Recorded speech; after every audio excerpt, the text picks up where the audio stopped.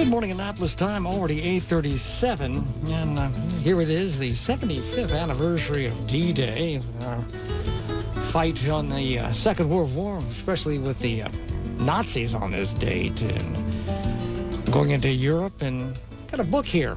It doesn't deal with D-Day, but it's called WarBoat. It's a River Sunday romance mystery written by Thomas Hollyday, and they're kind of getting ready to fight the Nazis before the Second World War. Good morning, Thomas. Welcome back to WNAV. Bill, it's good to talk to you again. Good to have you on board. Okay, now you've written several books in the past that deal with River Sunday. Tell us what River Sunday is all about, Tom. Well, it's a little town that I made up, a fictional town on the eastern shore of Maryland. Typical town down there with rivers all around. It's a town that I believe, at least from my thinking, is a microcosm of the country. It's got beautiful nature, it's got strong people, and it's got a continuing battle of good versus evil. And all my stories basically follow that town. And in this book, it's based on the tradition of that part of the Chesapeake being visited by Nazi U-boats prior to World War II, boats that were sent over to pick up donations from a lot of American citizens who liked Hitler. And they provide money and gold. At least that was the tradition, what we heard, that they would take back to Germany. Okay, well, this book's interesting. It starts out with this gentleman driving into town, John Thornton, who's has his family was originally from River Sunday, but he had moved away. His family had moved away, and he was born up in New England or Long Island or somewhere. Where was that? Connecticut? Someplace up in that area. Up in Maine. Maine, okay. His father was two boys, himself and another, his brother, were the sons of a man in River Sunday, a leader, who helped the town and convinced the town to build a ship with guns on it to protect them against these Nazi submarines in case of war. And they felt very attacked by these boats. And the boat was called WarBoat. And the story goes into how this boat was set sail, was betrayed by a local trader, and eventually sunk by a Nazi U-boat with the loss of many volunteers from the town. His father grew up and was trying to look at this problem himself and find a trader, and he was sent out of town by this local powers and went to Maine and was in the military and so forth. And his son was brought up there and dedicated and convinced by his father to maybe go back to the town and find the trader. Okay, well, yeah, he comes back to the town, and the town, they had a boatyard, right? They built that boat. That's right. And the shipyard had built these boats in World War I. And so they pulled out some of the old plans and scrounged around for guns and radios and so forth. In those days, prior to 1941, the country was not interested in fighting the Germans. There was a great split in the country, a lot of isolationism. And the story goes into what happened in the town while they were building the boat.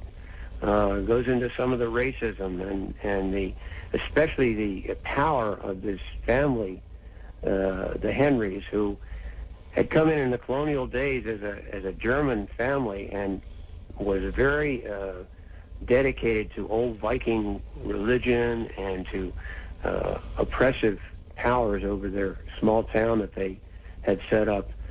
And it seems behind the lines you're seing this English versus German kind of conflict going through the years. Until it seems to explode in the days of World War II. Okay, we're talking to Thomas Hollyday about his book, WarBoat, River Sunday Romance Mystery on WNAV. And so John comes back, maybe going to sell the boatyard, maybe not going to. There's offers for the boatyard. There's confusion. He's sort of a self-made guy that's in the real estate business. And he doesn't know what he's going to do when he first arrives back at River City, but he's going to snoop around and find out what he can or River Sunday, snoop around and find out what he can, and then come to some conclusions, and at the same time hunt around and see if he can find out more about the WarBoat tragedy, because it's like a local lore thing, and he's going to find out more information on that too. That's right, and I working with you over the years, I know that you're probably one of my best experts on the Chesapeake and, of course, the Eastern Shore. You know the people. What did you think of the book? I thought it was great. I thought it was interesting, too, how you use some local names like Jane Tallchester, because I remember going to Tallchester Amusement Park as a kid. That was great. I loved that. The thing about this book, and the books you've had before, there are some outrageous things that happen in these stories. That's right, and I usually write them with a sense of the nature of the area. I always have an animal in every story. And in this case, it's cicadas, and you remember them. Yeah, sure. I remember them from when I was little. We used to pick them up and throw them at each other, and they're not dangerous or anything. I remember having to clean the porch with all of their skeletons, and they used to get stuck in my toes. The cicadas were a wonderful animal to have as a background of this story over the weeks that it took place. Yeah, I remember. And of course, the hero, the guy he's against, Tom Henry, remarks one time that he's kind of like a cattle baron in the old movies, building his empire. And his lawyer says to him, well, all those cattle barons get killed by people like Wyatt Earp. And he said, well, there's no Wyatt Earp around here, and I'm going to keep on building until I got my own country here. And yeah, he was trying to that kind of gives you a feeling for what this young man is up against.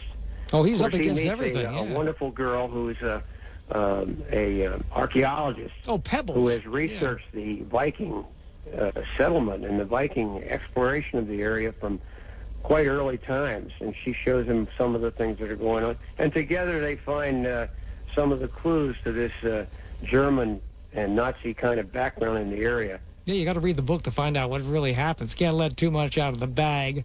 No. But it was. But it keeps you running. It does. It's one of those books you just hate because you can't stop reading it from the time you start. You open it up and you got to read I've been lucky, and my reviews have been great. Yeah. I publish these books through Amazon, which gives me the firepower to write it like I like. I don't have to deal with all the New York issues and so forth of what kind of books are popular and so forth. This is a book that I think applies to the family. It's multi-generational. Everybody can find someone in it that they like. And most important, it gives you the feeling of people that don't give up when they're up against a lot of evil. Thornton finds friends that come out of the woodwork to help him. And then, of course, with all the things that happen, they begin to get real clues of who this traitor was. And, of course, then he gets shot at. And he knows he's on the trail of something. Yeah. Yeah, this is interesting, too, because they have this. You have these other people in there that everybody's concerned about and afraid about. They're scared to death of the bishop and things like that. That's right. And this goes back to, in writing a book like this, I had to get into the Viking mentality. The Vikings were very powerful. They were also very good people. And they built a civilization in Europe that was very strong. This group that seems to have settled on the Eastern Shore was an offshoot. They were extremely radical. And when they came to the United States, it was almost as though they'd been thrown out of Europe because they simply were too vicious. And so you see the background of this family. They have a church that they've built, which is very much in the Viking style, and it's extremely oppressive. So you get this contrast between the English and the settlers that built America, and then this group that's sort of festering there, almost wanting to have their own country. Yeah, that's right. The Henry family, and they're in they do everything. They're in canned goods and in everybody's pocket too.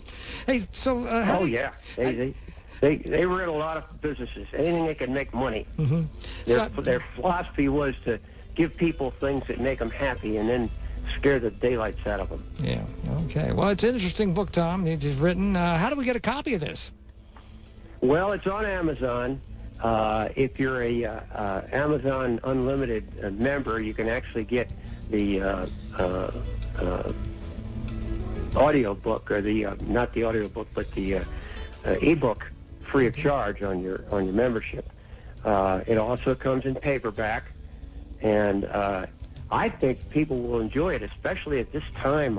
So much interest in the invasion of Europe and so forth, all those times. It tries to give you a feeling of what it was like then, and what it's like now, and sort of the issues that are involved. Okay, well, we'll have to check it out. It's a great book. I enjoyed reading it. I look forward to your next one. You're still writing, right? You're not going to stop. Huh? All my land, yes, and I've got books on the track that are going to. All my books try to take this small town and put it up against an evil that affects the whole world. Okay. So we kind of got a little bit different thing than the local problems. We got major international problems, and these people kind of take it on. Okay, well, we'll look forward to the next one. Tom, I got to run, but hey, thank you very much for calling in this morning. Enjoyed the book, and look forward to your next one. Well, many thanks, Bill. Good talking to you. Good talking to you. That's Thomas Hollyday. The book WarBoat. Look for it on Amazon. A River Sunday romance mystery. You're going to enjoy it.